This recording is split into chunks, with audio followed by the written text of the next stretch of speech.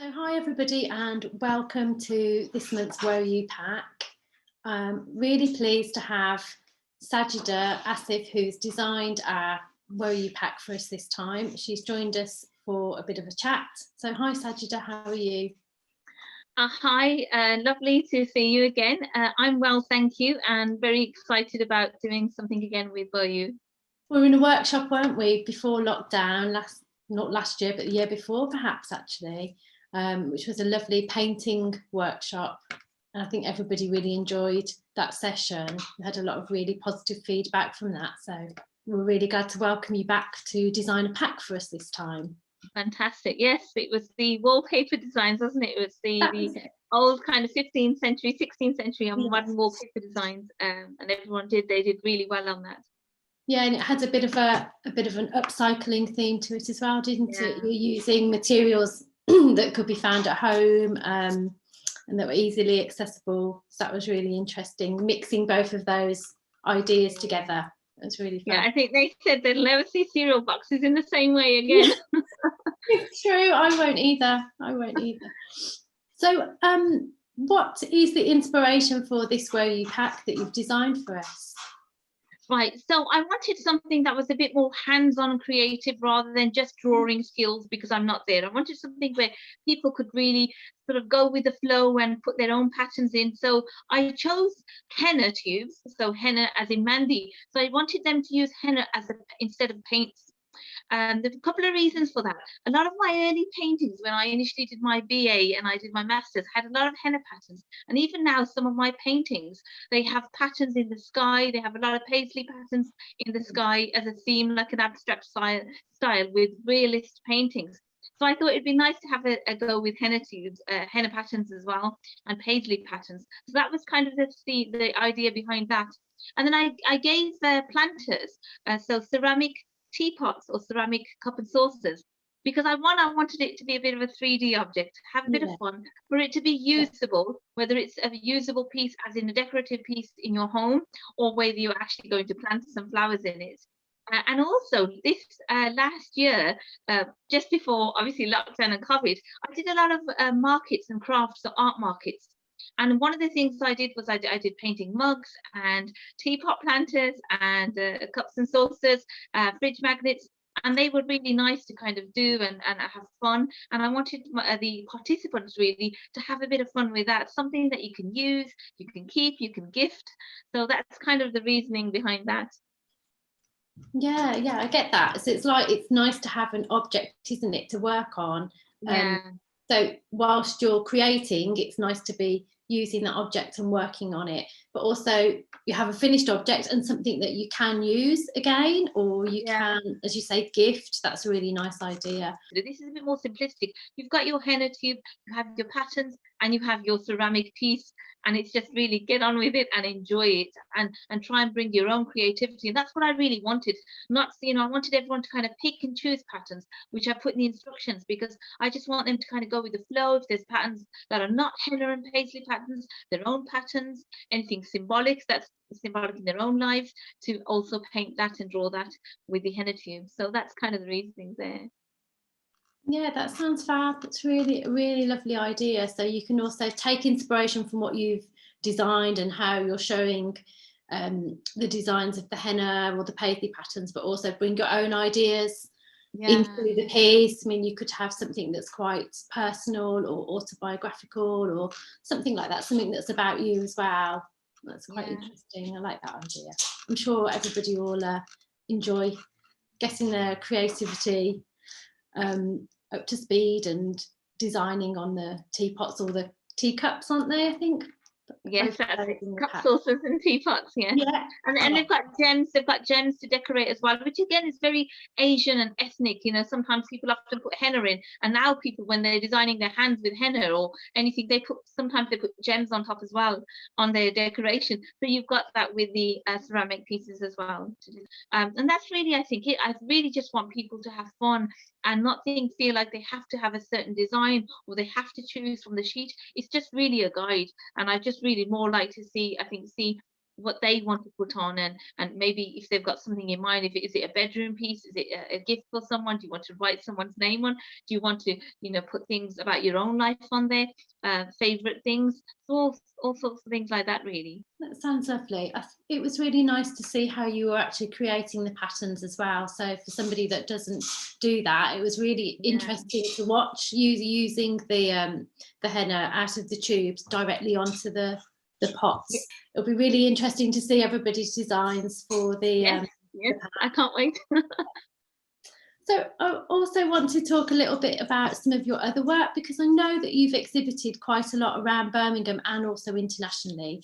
So what was the most recent piece of work that you've been working on, that you've created recently? Okay, so generally I'm an acrylic artist, so I paint acrylics on canvas, and that's what I have been most of my life. I've also been mixed media, but again with acrylics and other objects. But what I wanted to do is I want to, as an artist, as anyone, you want to progress, you want to improve, you want to expand on things. So one of the things I wanted to do was tapestry. And just before my last piece, I did 2 tapestries for Soho House Museum, Birmingham Museums Trust, and it got me really into the kind of fabric arts. And so what I then did just now in lockdown, I've been really fortunate enough to do, is create a quilt of my life. So the purpose behind this was really to explore my heritage, my ancestry, and find out who was creative in my family, because none of my family are into the arts at all. And it wasn't really encouraged at all. It was discouraged, in fact. And I wanted to find out, where do the arts come from? Now, Yeah. my boys are both artistic now post me, but there was no one that I knew of who was creative before. So what I did was I delved into a bit of research, and I delved into my past and my female past, so my grandparents and my great grandparents.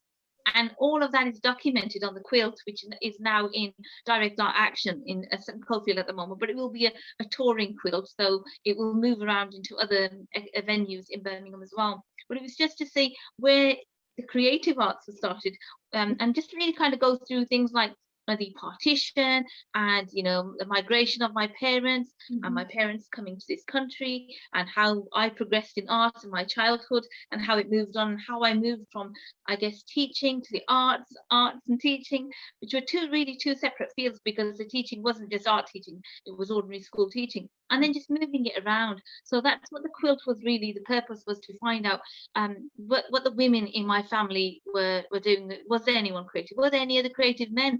But I did discover a few creative women, so that was lovely, and I was able to present that in a quilt, but also work with ladies from Springfield Project, and they also did a patch, and then they did a community quilt together with me, and that was funded by the Arts Council.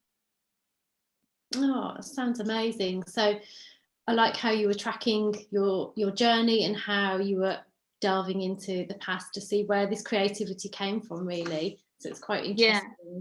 I mean, and prior to this quilt, we've never had our family history documented at all. We've had no family tree. So this is the first family tree that we have now, and the first documentation of my family and my ancestors. So it was really exciting. Fabulous. So with the ladies that were making the quilt, how did they start to get ideas to make the patchwork, the patch to go on the quilt? Right, so what we talked about is that how my quilt was about my life, and what I wanted them to do is that in their patch, or 2 patches if they wanted to do 2, really focus on the important things in their life. So some of the ladies focused on how they'd moved into this country. So others were their own experiences of their life, any struggles, any adventures, any journeys. So they tried to document that in their own patch, thinking that this patch is really going to talk about the most important things of my life. And because it was done in lockdown, obviously they also had the packs sent home. Then I collected them together and then put them all together. But it was their journey. Some of them documented their journey, but some of them their favorite things. So we were quite flexible in that. Some people were quite young, and they said, well, we really want to just focus on the favorite things in our life. And others, it was the documentation of how they've come from different countries to the UK. Amazing. I love the idea that it's all now gathered together and on display in in one piece. It's really Yeah, nice. and that's absolutely, and that was the point as well, to have Yeah, people who don't normally exhibit things have their work exhibited in galleries, and it will, again, their work will also be a touring exhibition. And it was a great opportunity for me just to do textiles work now. So now I can feel like I am an acrylic artist, but I'm also a textiles artist. And what I try and do in my own career is just really try something new each time, but to delve into it. So I not just start off delving into it, but then create a body of work where I feel like I've accomplished this, and I can actually practice that. So whether it's clay or whether it's painting or whether it's textiles, but I can feel as an artist I'm confident enough to then deliver that to the community as well. yeah. So it's like a bit like when you're creating, it's like a journey of learning for yourself as well, isn't it? But Yes, then you yeah. join up with others and take them along on that journey. Yeah, Also, and that's the fun of working with yeah, communities. That's the yeah, fun of working with projects and people, because it's wonderful to see how they've progressed as well, and then mm, how also you progress along while they're progressing, because then you're teaching them that, and you have to be confident in your own skills to be able to teach it, which is just brilliant. And it makes everything so much fun when you're constantly learning new things. yeah, yeah. We often talk to artists who say that they learn a lot from the people they're leading. You Yeah. know, they it's like a two-way, It two-way. is. It's never a one-way thing, and you get, Yeah. it's so much. There's so much satisfaction you get, and you meet different people all the time, and Mm, those different people have different life stories as well, and that all comes into the art. It's really impossible to create artwork where your life doesn't come into it. A part of you will always come into the artwork, which is the amazing thing about art, and that's lovely to see. So when you see someone create something and a participant creates something, you know there's a part of them that's in that, and that's lovely to be on that journey with them. yeah, I agree. That's really nice. I'm thinking about some of your paintings as well when you were saying that. Some of them, how part of you and your journey and your life is in your actual acrylic paintings as well. Yeah. So I see them as like an idealized space where you can be in them. And I just quite like some of the interesting compositions, as if Yeah. you can walk into the space and it's kind of perfect.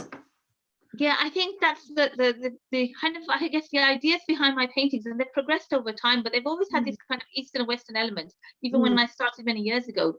But as they progress, and a lot of my paintings are on my website, you can see they're quite bright and colourful, but yeah. they're the kind of places I want to be in. Some of them are places that I see in my head, they imagine, the places that I actually envisage in my head, so I quickly want to get it out on canvas and paper and sketch it out.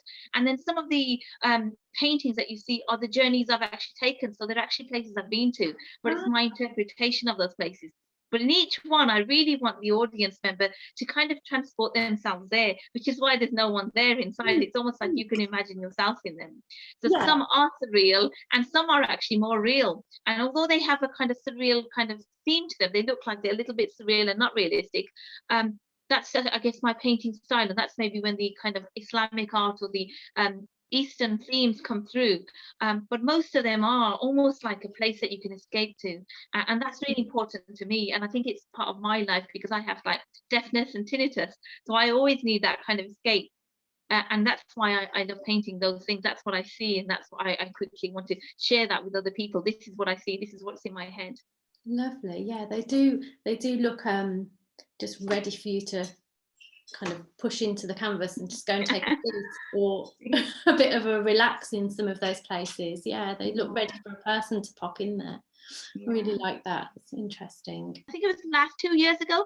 I had an exhibition at Winterbourne Coach House Gallery, and the exhibition was called Finding Peace Through Madness. So the madness was my tinnitus, and it was Yeah. all the noise in my head and the problems I was having with deafness as well.